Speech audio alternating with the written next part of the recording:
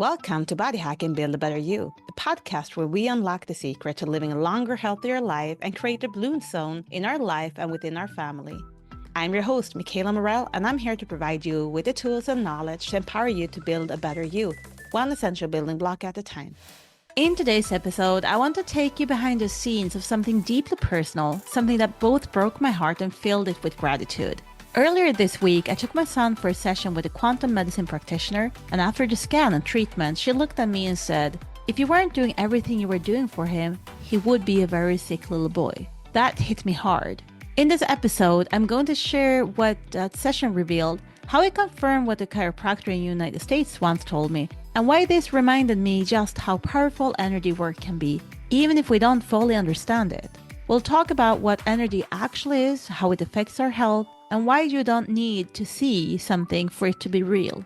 This is an episode about trust, intuition, and tuning into the unseen things that shape our well-being for our kids and ourselves. I want to remind you that this podcast is for educational and entertainment purposes only. Read the disclaimer in the show notes, and I want to remind you to always consult your healthcare provider if you plan to make any dietary changes.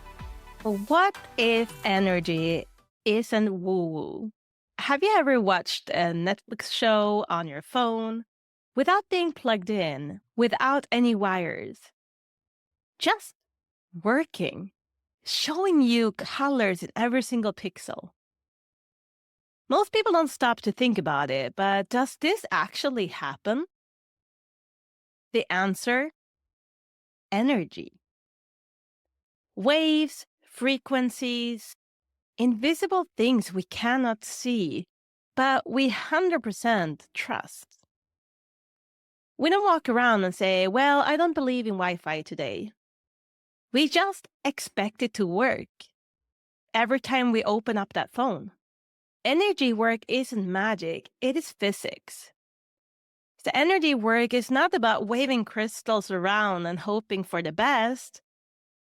It's about tapping into the same unseen forces that run your phone, your brain waves, your heartbeat, and even how your cells are communicating. People who work with energy, whether it's through hand-on healing, frequency therapy, or quantum medicine, don't need to prove that it works through lab study. Because they see it every day. They see how people sleep better, see their pain disappear. They see people feel lighter, clearer, and more whole. Call it placebo if you want, but if it works, isn't that enough? I want to share something very personal with you. And earlier this week, I'm going to share about my son's experience with quantum medicine. And I'm not here to try to convince you what is right for you or anything. I'm just here to provide you with different tools that can help you on your journey. So you pick and choose from this podcast what you feel is the right methods for you. And I'm simply just sharing the experiences as we are moving forward as a family. Because we're always on this health journey where we can improve and we can become better. And in my research, I'm always open to try new things. And I put myself through a lot because I love feeling and getting my personal experiences versus listening to someone else and their experience. I like to feel it on my own body. So I've been doing a lot of different alternative methods and have seen many different practitioners. And every time I go, I learn something new. And that's what's so exciting. Just this week, I took my son to someone who works with quantum medicine, which is a type of energy medicine that uses frequencies to scan the body and bring things into balance. And I was curious because this was the first time I went to this practitioner specific. She's located in Norway, here in Moss. So if you want her contact details, just slide me a DM through my Instagram and I'll be happy to share her name because sharing is caring. But I was curious to see what comes up. So what happens when we came there is, first of all, my son sits down in this super comfy chair and he starts having some electrodes strapped onto his head on a wide black band. And we start running the first test. So this frequency machine can test for over 25,000 different things. So you start doing an average test and then you go deeper into the areas where you can see that the problem is. And this practitioner started the first test. And it is fascinating because as we are starting it, I can see my son starts getting super tired. And that is a way that people can react, especially if you're super, super sensitive towards energy. And my son is very sensitive towards energies. And he just started getting tired. What was shown on these tests were things that no one could just have told us. No doctor would have been able to take a test for this. But everything that was told during this hour where we were there, it was exactly what other practitioners have told me about my son previously. And the reason why I took my son there, it's my middle son, it's simply because he had some things since he was born, and he have struggled a little bit more to regulate his emotions than my other children. I also see a tendency of him not wanting to eat meat. He prefer carbs. And this has been concerning to me because meat is such an important part of the diet to get all the amino acids, to have functioning hormonal systems, to have functioning muscle build.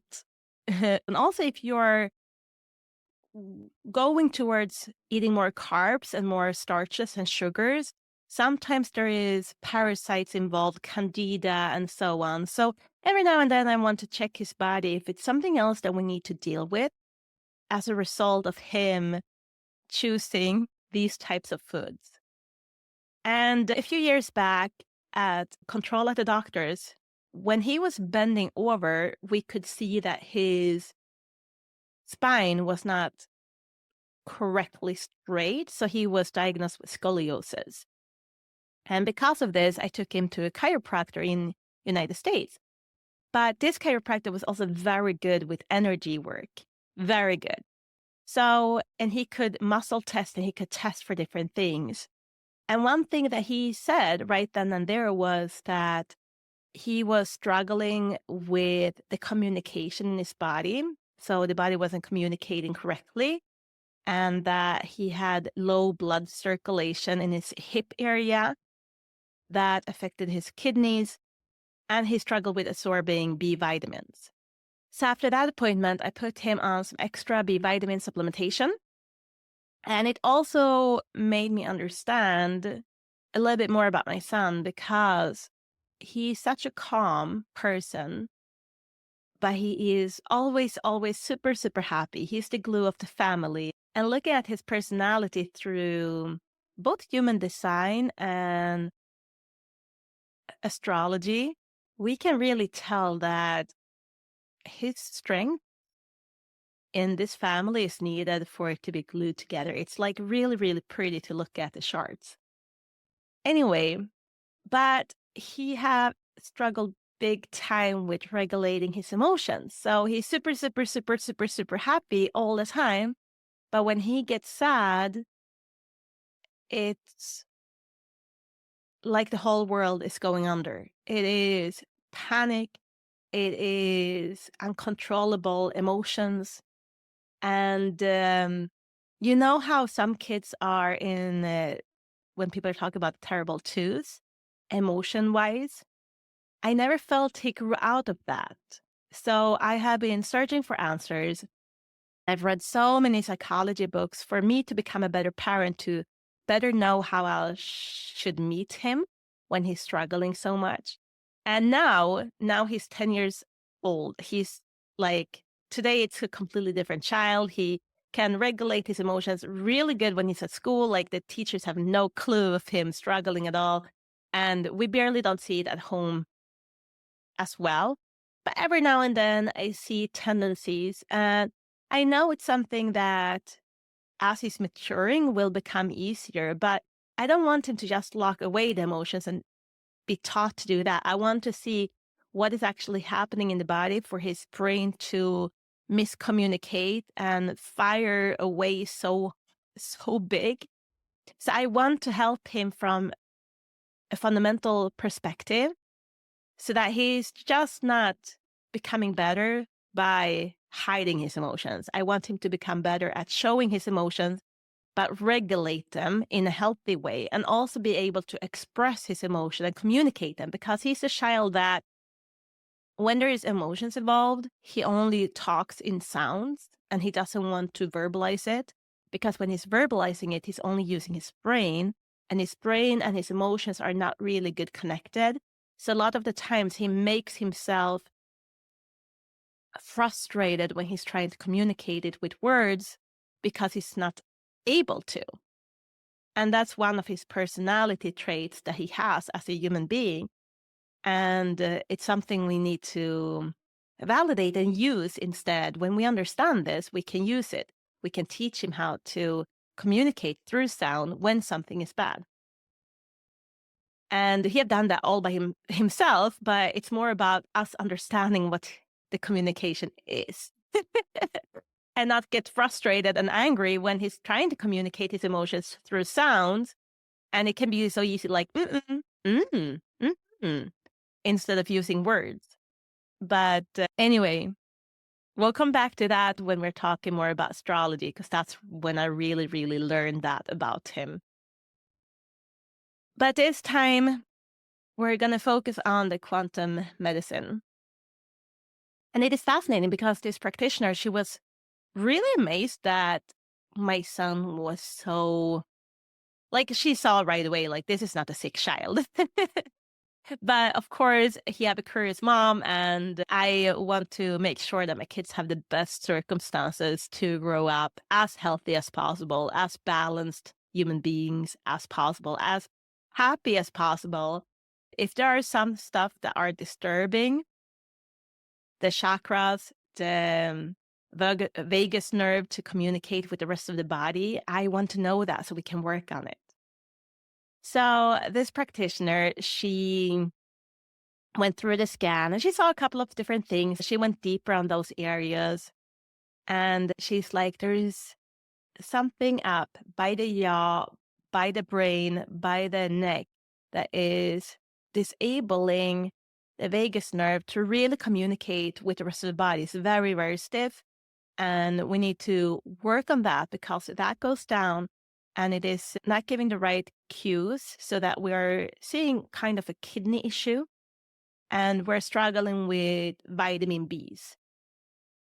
But then when she looked into it, it was not malnourishment of vitamin Bs. He gets all, like, we couldn't really see that the body was struggling with any malnutrition issues. It was more about not being able to break down.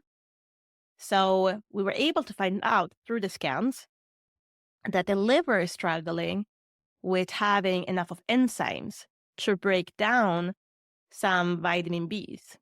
And that is one of the reasons that my son is not always picking meat when we're having dinner, or he's eating very little meat, because his body is struggling with breaking it down. And this is why it's so beautiful when you're looking at quantum medicine, is that you can start understanding the connection, because a traditional doctor would just look at the liver and say, something is wrong with the liver. Let's start him on enzymes. Instead, we can understand that the liver is struggling and the enzymes are struggling because the vagus nerve is struggling and the kidneys are struggling. And there's a lot of different things coming around here that we need to look at, and we need to improve the liver. It's fascinating because in my family, we do have a weak liver. We do have a history of a lot of liver issues, even if we're eating clean, even if we're not drinking alcohol. I have uncles and aunts with that have struggled with skrumplever, which I think in English is called cirrhosis, where the liver is just not functioning, and it's often due to alcoholism or too big consumption of alcohol. But the interesting part is that my uncle and my aunt, they never drank alcohol.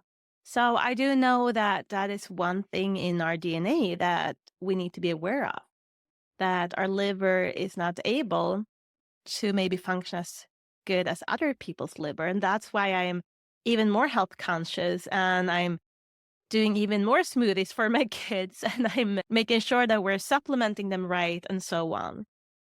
So looking at his nutritional values, we could clearly see that he's getting enough of what he needs.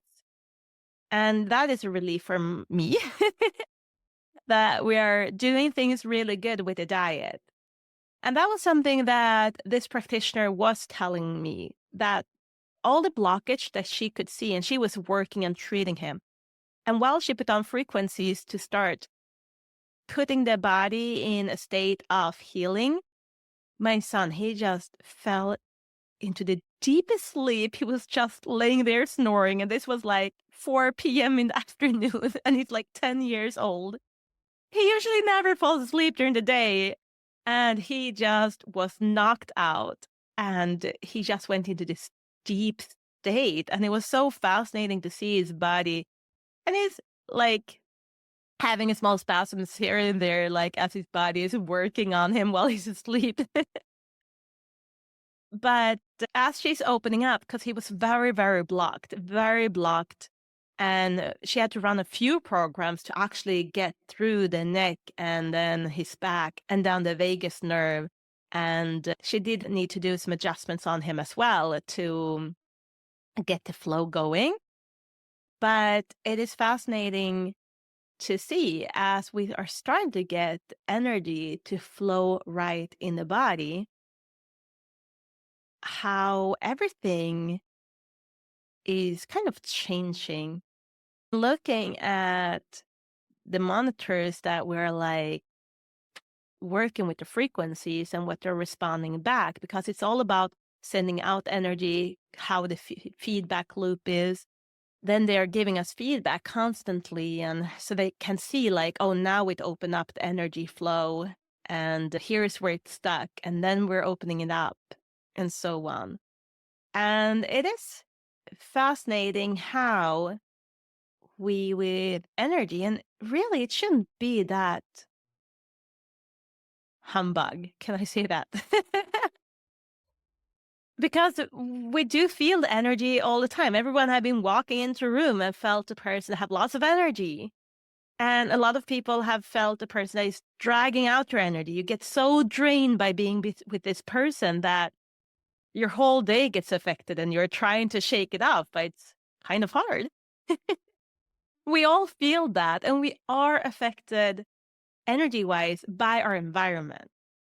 And our whole body is communicating with energy all the time. And that's why cellular health is so important, so that the cells can communicate correctly. But then that is just one part of your body. Like, there are so many different things that need to work with your body. And that's why I call this podcast Body Hacking Build a Better You, because it's not just about what does the cell need. It's not just about how can we improve your gut.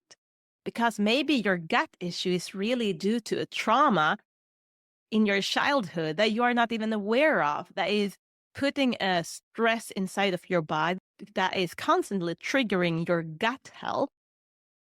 And that might be the root cause for your poor gut health. It may not be that you're eating sugar every day. I see examples of people all the time that is really trying to eat healthy and doing life the right way. And yet they're struggling so much with their health. It can be shown as weight. It can be shown as underweight. It can be shown as mental issues. And there are so many different ways it can show up. But it might be a trauma. It might be that your body is not aligned. It might be that your chakras are out of balance. And it can be multiple things. And what's so interesting was that my son, looking at the scan, was all disaligned. And it was exactly disaligned accordingly to what side he struggled with the scoliosis, the abnormalities of his spine. But going there and getting this insight is really gonna help us probably set him up because scoliosis, his is not that bad. They diagnosed him and then they were, it's only 9%. It really needs to be 10% to be something that we would do something about, like put a brace on or something. So it's not that bad that the medical field want to intervene with him. But I also know that scoliosis usually doesn't show up that early in life. Usually it's during the teenager years when all the hormone comes in and then struggling with malnutrition and so on. That's usually when kids are developing scoliosis. So if he has it already now, even before he's moving into puberty, I want to correct as many things as possible before. So maybe he's not developing scoliosis any worse than he has. Maybe we can even reverse it a little bit. And that's why I'm taking him to extra hours with practitioners and chiropractors I've been involving, and now this quantum medicine lady. And we're going to keep on returning there to keep on working on his energy flow. And also, I implemented a new supplementation in his regime, and I will see how that is turning up also because this practitioner have been putting people on that and seeing a big difference energy wise. And this is an adult. So I wanted to try it on my son to see if that could potentially help him some, especially his liver problem. So maybe we're able to stimulate the liver to help the liver get a little bit more cleaned out and stimulate the enzymes a little bit more to kind of trigger them to produce more enzymes. So it will be fascinating to see as we're moving forward. But my little son, he slept through the whole thing. And then she did some adjustments and corrected the hips. And it was really interesting because she had a technique I've never seen anyone do before. I've been to a lot of chiropractors, a lot of different practitioners. And always when I go, they're always telling me that my hips are uneven, my legs are a little bit uneven, and they always correct it so that my legs are leveled and have the same height to my hips. But she had a little bone in the foot that she pushed in a specific way, and I could see it with my own eyes. Like she pushed that, and then it aligned the legs. She just pushed it in one foot. She did not touch the other leg, and then both legs got aligned. It was really, really interesting. But everything in the body is connected in so many different ways that I really love to study the body. I really like, there's nothing on this planet, I think, that is fascinating me more than the body and learning more about what connections, what can you, like, what dot on your foot is helping with your liver. And then press on that. And like, it's so fascinating to see how everything is working together. And also, like, I just remember one of my first experiences with energy work, it was actually because of my horse. I was like 19 years old, I think, or 18. And one of my horses, he was a young horse. He struggled. From one day to another, he did not want to lift up his hoof, his leg. So I couldn't trim his hoof. But I saw him walking. He wasn't walking completely pretty, but he was walking and he was running with the other horses. And I saw him kick towards the other horses. And he was loping in the pastures. But every time I took him into the stable, I could only trim 3 of the hoofs. I couldn't trim the 4th hoof. And I thought this was really, really weird. But the problem kept on being a problem. And I took out veterinarians eventually because one of the hoofs were keep on growing, and I need to be able to trim it. But we were not able to lift that hoof up, even if we were 4 adults trying to hold him towards a wall while I lifted a hoof. And he just fell on top of us anyway. Like, we weren't able to lift the hoof backwards. We could lift the hoof forward, but it is really hard to work and trim a hoof when just a little bit higher than the ground, and then getting tools in there, it's like impossible. I tried to like rasp it But his hooves are growing so fast. Like I can't rasp it every single week to maintain it because I did have over 20 horses. But this horse, he's a black, beautiful, big Russian Bashkirian horse. And I was devastated because I couldn't lift his leg up. And I had a vet coming out and looking at him. And the vet was basically like, I think attendance is completely off. It's better to put him down. That's basically what he said. He did not really want to look at him more. Like he just saw how he fell when we tried to lift his leg. And he was like, nope, that horse is never going to become a riding material horse. I'm like, okay. So anyway, I had another hoof guy, farrier, coming out. And I asked him what he thought. And he's just said, hey, maybe this is too out there for you, but my wife is doing some witchery stuff on horses. I have no clue what it is. The only thing I know is horses that struggle, I send them to my wife and she fixed them, and I've seen it over and over again. So maybe you should give her a call. I'm like, okay, what kind of treatment does she do? And he's like, I have no clue. So I called his wife, Maya, and she came out. And it was fascinating because this was my first experience with energy work. And I've seen this horse struggle for over a year now. Like we could not lift up his hoof at all. He was only 2.5 years of age because this started when he was a year and a half. So he was a baby when it started. And it was so fascinating.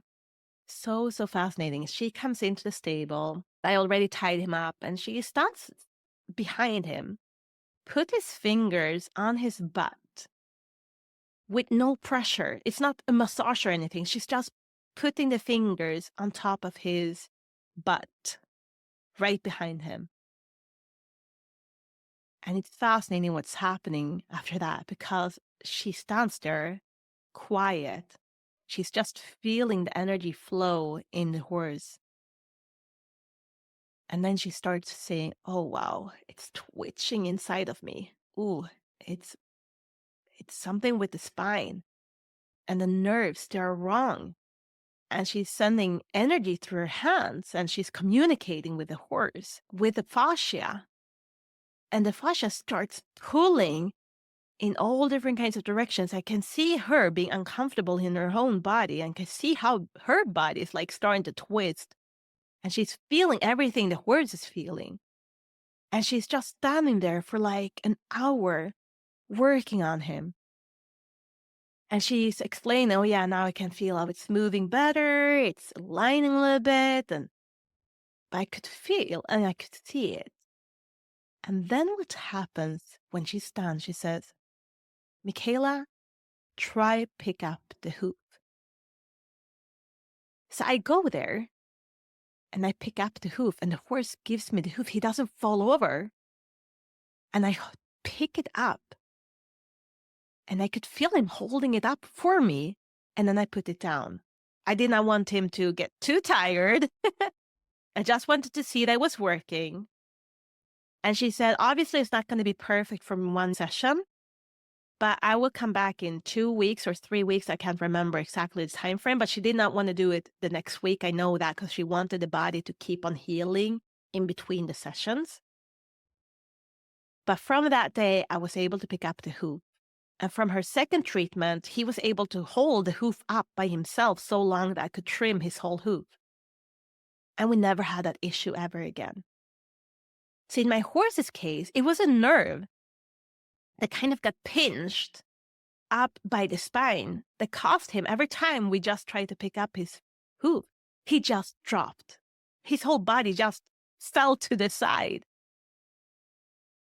And me seeing that in a horse, that was what made me become a believer in energy work, because it's not like you can tell a horse, you will become better with this treatment and it's all placebo and you will freaking lift that hoof to show off that you can lift that hoof. And that's what was so beautiful. Like, I saw it in an animal that cannot speak, and I've been following his journey since he was a baby, and I know how he reacts. I felt him fall on top of me. Like, horse doesn't want to fall on top of you. Horses doesn't want to fall at all. And I've seen him over and over and over again. And suddenly we could just lift the hoof. And I was like, wait, what is this? So, of course, this made me so intrigued. And it's called craniosacral therapy or cranial sacral therapy. I'm always pronouncing it weird and I can never remember which way is the right way. But this made me a believer. And she got certified to do it on humans as well. And I went to her and she told me things about my body. But I think I'm going to wait with that to another episode.